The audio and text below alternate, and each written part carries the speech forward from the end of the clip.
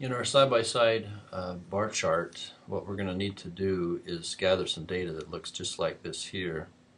And I want to show you where I found that from. I'm going to click right here on the link carefully to get us into the demographics. And let's see if I can spot where I was. Marital status. And they've kept some interesting records over the semesters, clear back, in fact, all the way to some 2003, 2004. So we're going to pick it up at 2004 where there's complete data because I think '03 was lacking just a little bit. And so we're identifying here in particular the fall of 2004 clear up to the fall of 2013. Well, in your particular project, we actually provided the data for you that would give you a chance to work with the chart and not have to worry so much about gathering up the numbers correctly. But one more time, just to show you, we took a look at the married and the single students, and we didn't deal with the other categories there, but to keep it fairly simple. So back to our spreadsheet here. So with that data that was already provided you in the template, and it's going to keep growing over time, I anticipate that each year we will keep adding to this, and it'll be very interesting to see what demographics, the changes in demographics that we might see due to expansion of enrollment as we get more and more students coming to BYU Idaho, and to see how the proportion of married versus single turns out. But to do this side-by-side bar chart, it's really not that complicated if you're very careful about the issue of labels here. So I'm going to actually highlight these two sets of columns, the married and the single populations right there. And I'm going to pick my column graph that we had done just earlier in another tutorial. And that looks actually pretty decent already, but I don't want these series 1 and, well, let's see, I'll take that back. Those actually are useful right there. So let me try it from another angle. I'm going to delete that, and I've decided I can take advantage of my labels by highlighting those. I think that'll actually give me more information by highlighting married and single all the way down to this most recent year. And now let's try out this table or this chart and see how we get that looking. And that's very nice. That tells us that the Series 1, Series 2 match with married and single. Very, very nice to get that done already for us. I'll get that just a little bit larger.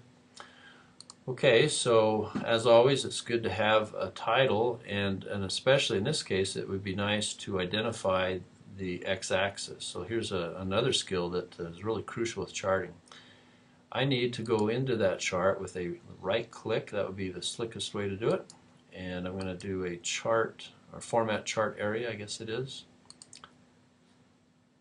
And, oh, okay, that's going to take care of more of the coloring, the aesthetics part of it. But while I'm here, I'm going to go ahead and do a quick color to kind of go with this. I'm not very good at picking out the best of colors here.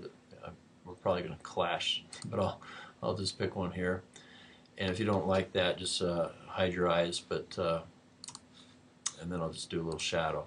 What I really meant to do actually is click and do a right click, that is. I want to do select data. I don't know if we've actually done this in a previous tutorial, so this will be good for us. I'm going to go select data, and I notice there's a nice little option here called category X, the axis labels. And so what is going to happen here is when I click on this icon, it's going to collapse everything, and it's waiting for me to decide where are my labels for the x-axis, and that's simply going to be from 2004 down to 2003. So I click and drag, and you'll notice up here it just fed that information into it, and when I hit enter or return, then some good things are immediately going to happen. You'll see it right down there at the bottom. It put in the years just as I had hoped. So I think that's all I needed to do there. And what I lack finally is maybe a title, and do a chart layout.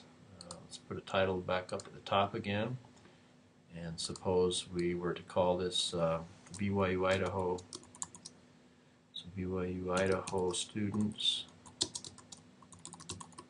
and then I'll put married and single for 2003. I'll make that 2004 to 2013. And maybe I'll stretch that out just a little bit bigger to give us the look and feel that we'd like.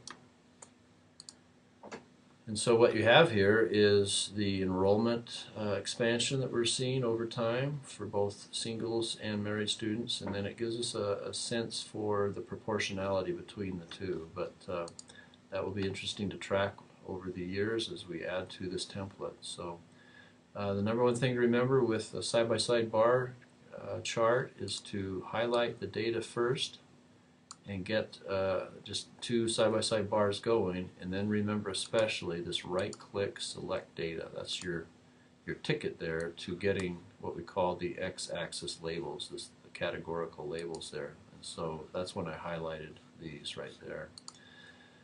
If you were to change, for example, 2004, just change history and make that 1999 accidentally, notice how it changes down here, 1999. So that's just a little example of how it's constantly in this interactive mode. And then remember that in your project you'll be doing a copy and a special page to get that into PowerPoint. But I hope that was helpful for you to get a sense for how a side-by-side bar graph would look. Have a good day.